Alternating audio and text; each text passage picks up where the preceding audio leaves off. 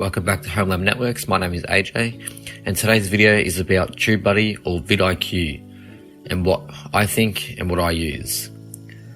So go ahead and install TubeBuddy and VidiQ for the Chrome extensions.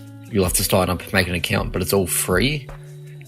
There are paid options, but there is the basic free option as well, which has its limits, but it gives a good indicator what it's about.